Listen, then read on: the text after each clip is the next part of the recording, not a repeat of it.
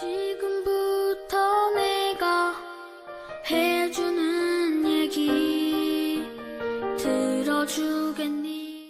할렐루야. 9월 1일 수요일 새벽입니다.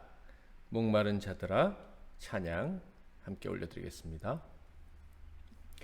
목마른 자들아 다 이리 오라. 이곳에 좋은 샘 흐르도다. 힘쓰고 애씀이 없을지라도 이 샘에 오면 다 마시겠네. 이 샘에 솟는물 강같이 흘러 온 천하 만국에 다 통하네. 빈 분하 귀천이 분별이 없이 다 와서 쉬고 또 마시겠네. 생명수 샘물을 마신 자마다 목 다시 마르지 아니하고 속에서 솟아나 생수가 되어 영원히 솟아 늘 풍성하리. 이 샘의 이름은 생명의 샘물, 저수정빛같이 늘 맑도다. 어린 양 보좌가 근원이 되어 생명수 샘이 늘 그치 않네. 아멘. 오늘 하나님께서 주신 은혜의 말씀은 구약성경 이사야 55장 1절에서 5절 말씀이 되겠습니다. 이사야 55장 1절에서 5절 말씀을 봉독해 드리겠습니다. 오호라, 너희 모든 목마른 자들아 물론 나오라. 돈 없는 자도 오라. 너희는 와서 사목되 돈 없이 값없이 와서 포도주와 젖을 사라. 너희가 어찌하여 양식이 아닌 것을 위하여 은을 달아주며 배부르게 하지 못할 것을 위하여 수고하느냐. 내게 듣고 들을지어다. 그리하면 너희가 좋은 것을 먹을 것이며 너희 자신들이 기름진 것으로 즐거움을 얻으리라. 너희는 귀를 기울이고 내게로 나와 들으라. 그리하면 너희의 영혼이 살리라. 내가 너희를 위하여 영원한 언약을 맺으리니 곧 다윗에게 허락한 확실한 은혜이니라. 보라, 내가 그를 만민에게 증인으로 세웠고 만민의 인도자와 명령자로 삼았나니 보라, 내가 알지 못하는 나라를 내가 부를 것이며 너를 알지 못하는 나라가 내게로 달려올 것은 여호와 내 하나님 곧 이스라엘의 거룩하신 이로 말미암음이니라. 이는 그가 너를 영화롭게 하였느니라. 아멘. 오늘은 영혼의 병에서 벗어나는 길, 영혼의 병에서 벗어나는 길이란 제목으로 하나님 말씀을 상고하겠습니다. 이사야 55장은 너무나도 유명한 장이죠. 보통 위대한 초청의 장 이렇게 별칭으로 불려지고 있습니다. 하나님께서 조건 없는 구원을 약속하시면서 죄인들을 부르시는 내용이 기록되어져 있기 때문입니다. 그런데 하나님이 이 죄인들을 구원하기 위해 부르시는 그 부르심이 명령형으로 사용되어져 있습니다. 그러니까 아주 강한 어조로 와라, 빨리 돌아와라 라고 말씀을 하신다는 거예요. 이 돌아오라는 명령의 의미를 가진 강한 단어가 무려 12번이나 이사야 55장에서는 사용되어 지고 있습니다. 그런데 돌아올 때 값을 지불해야 되는 것도 아니고 돌아오지 않는다면 하나님이 손해 보시는 것도 아닙니다. 돌아오기만 하면 공짜로 구원을, 은혜를 주시겠다고 하시면서 이렇게 강력하게 명령조로 말씀하시는 이유가 무엇일까요? 그 이유는 말씀드린 것처럼 하나님께 손해가 있을까 하여 이렇게 말씀하신 게 아니고 오직 하나님의 자녀들이 이 하나님의 돌아오라는 명령을 듣지 않고 제멋대로 살아갈 때 그 받을 피해가 얼마나 큰지 안타까운 마음을 가지고 계시기 때문에 이렇게 강력하게 돌아오라고 말씀을 하시는 것입니다. 그러니까 돌아오라고 부르시는 하나님은 그 백성들을 너무나도 사랑하신다 하는 거예요.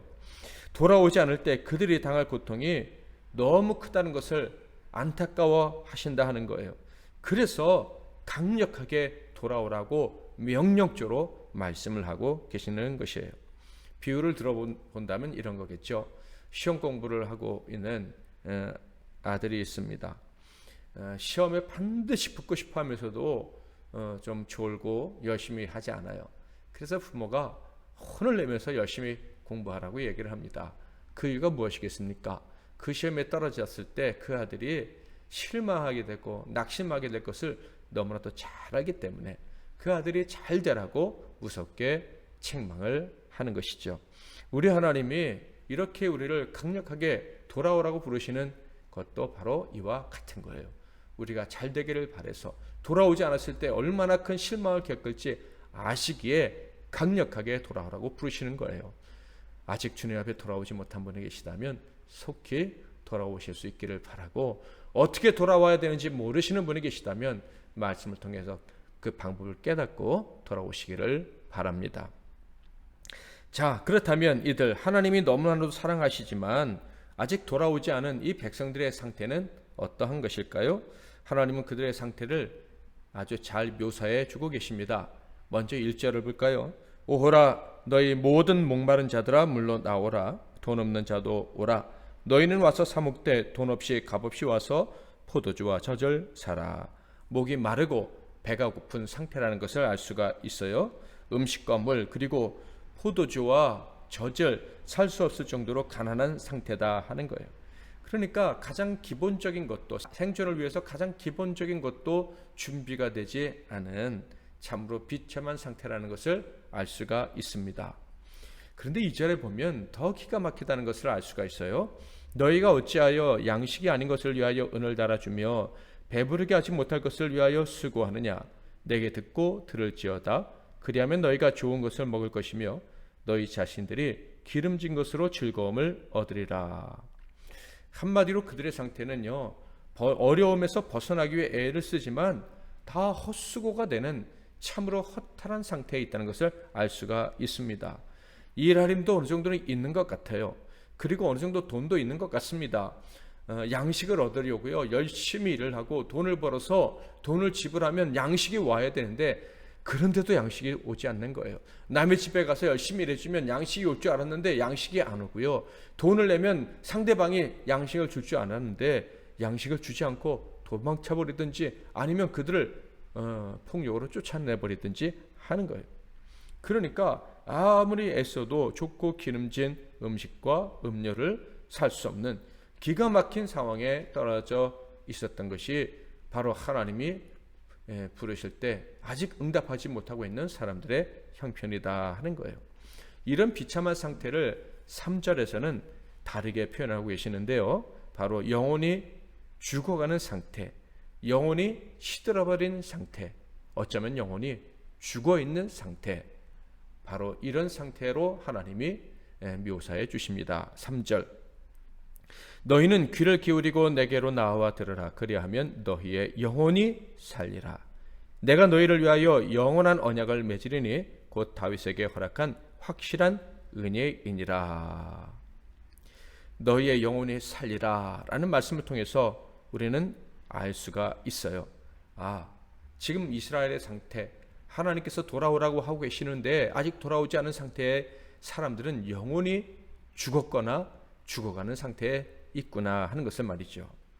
여러분은 영혼의 병을 경험해 보신 적이 있습니까? 마음의 병, 정신병 같은 것들을 목격하거나 경험해 보신 분이 많이 있을 거예요. 마음의 병이나 정신병은 치료하기는 어렵지만 그렇다고 해서 완전히 치료가 불가능한 것은 아닙니다. 이에 비해서 영혼의 병이라는 것은 제 생각에는 자연적으로는 절대 치유되지 않는 병이다라고 생각을 합니다.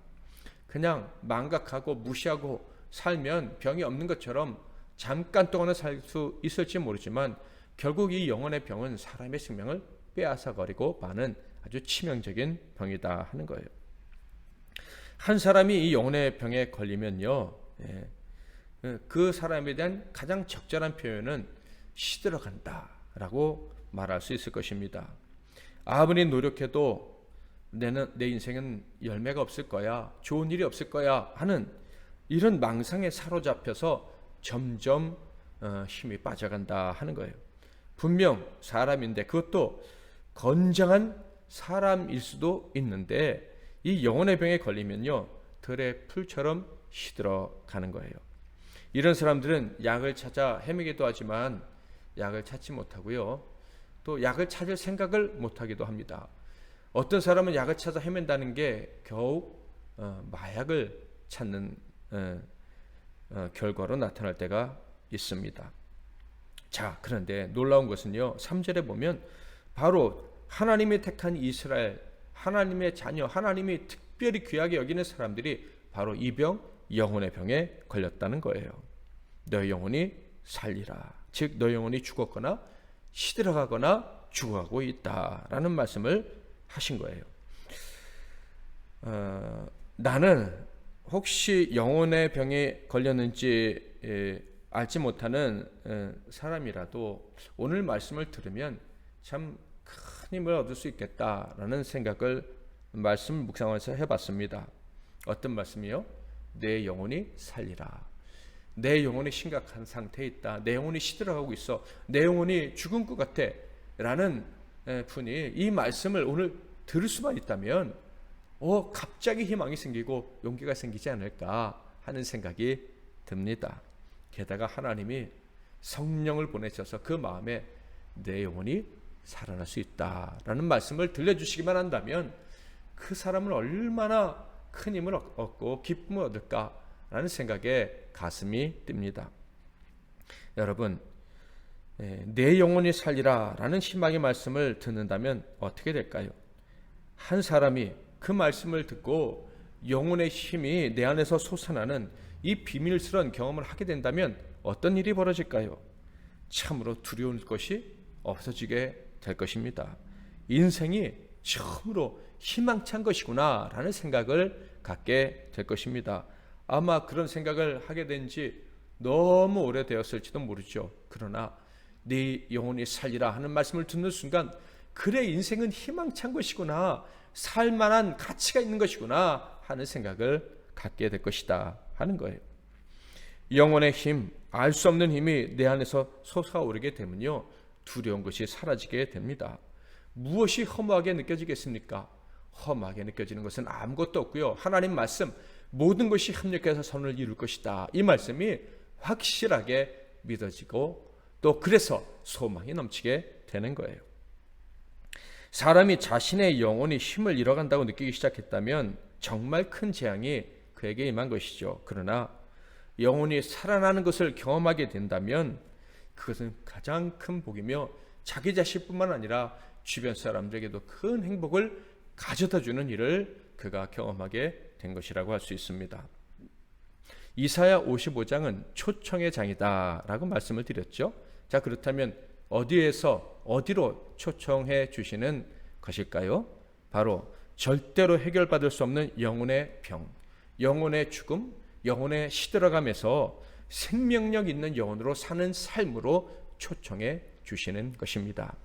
우리 하나님께서는요, 우리의 인간의 영혼이 시들어가는 이유를 너무나도 잘 알고 계십니다.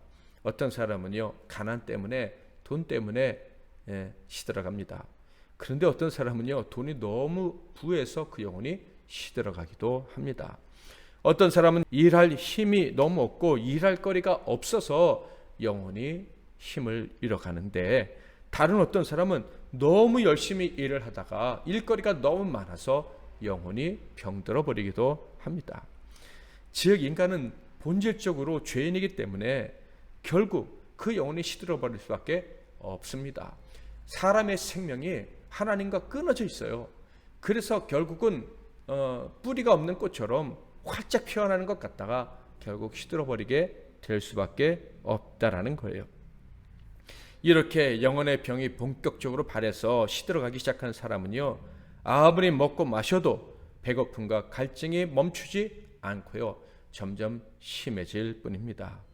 자, 그런데 이들을 초청하시는 하나님의 약속은요, 너무나도 확실한 것이었습니다. 3절, 너희는 귀를 기울이고 내게로 나와 들으라. 그리하면 너희의 영혼이 살리라. 내가 너희를 위하여 영원한 언약을 맺으리니 곧 다윗에게 허락한 확실한 은혜이니라. 초청에 응하고 돌아오는 자들에게는요, 영원하고 그리고 영원토록 확실한 은혜를 주신다라고 말씀을 하십니다. 그 확실한, 그 영원한 은혜가 무엇입니까? 바로 영혼이 살아나는 은혜입니다. 영혼이 살아나는 그 신기하고 비밀한 기적을 체험하는 은혜를 확실하게 그리고 영원토록 주시겠다 하는 거예요. 그러므로 우리는 반드시 하나님께로 돌아가야 하는 거예요. 자, 그런데 하나님께로 돌아가는 그 방법은 무엇일까요? 바로 초청의 말씀을 듣는 것이 그 첫 번째인 거예요. 네, 그래, 내가 아버지께 돌아가야지 라고 반응을 하는 것이 첫 번째고, 두 번째로는 그의 말씀을 듣는 것입니다. 자, 그렇다면 그의 말씀이라고 할 때 그가 누구일까요? 4절, 보라, 내가 그를 만민에게 증인, 하나님에 대한 말씀을 하는 증인으로 세웠고 만민의 인도자와 명령자로 삼았나니. 여기서 그는요, 만민의 증인이고 만민의 인도자와 명령자로서 말씀을 하시는 분이다라는 것을 알 수가 있어요.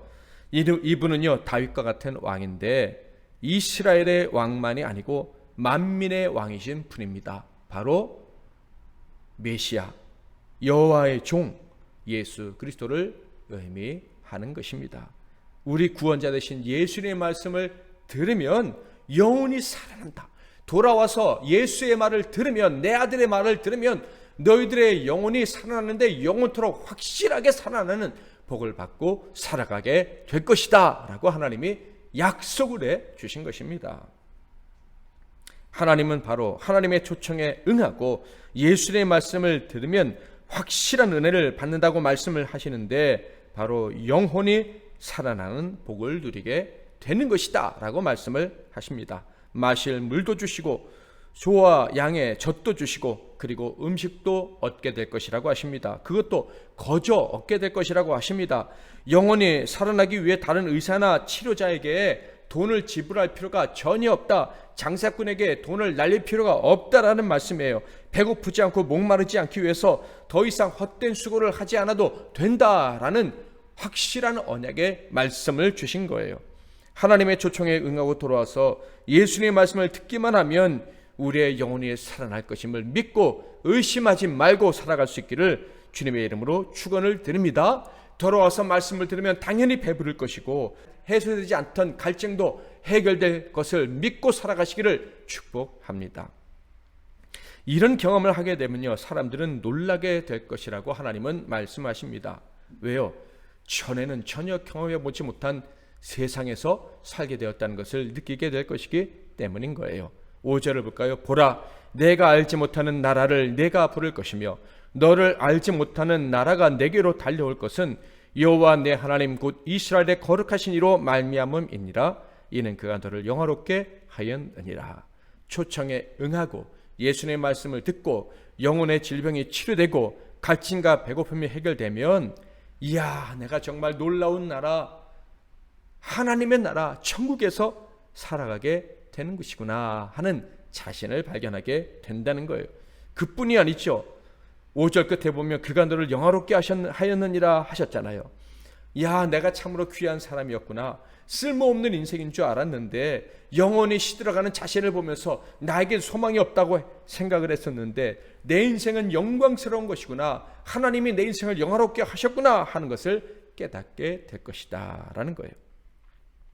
그러므로 하나님 말씀 그 초청에 응하는 자가 가장 복된 자입니다. 그리고 예수의 말씀을 듣고 순종한 자가 가장 큰 은혜를 입은 사람입니다. 바로 그 사람이 저와 여러분인 거예요. 우리 모두는 이 위대한 하나님의 사랑으로 부르시는 그 부르심을 받은 사람이고, 그리고 하나님께로 돌아가기로 작정하고 돌아온 사람들입니다.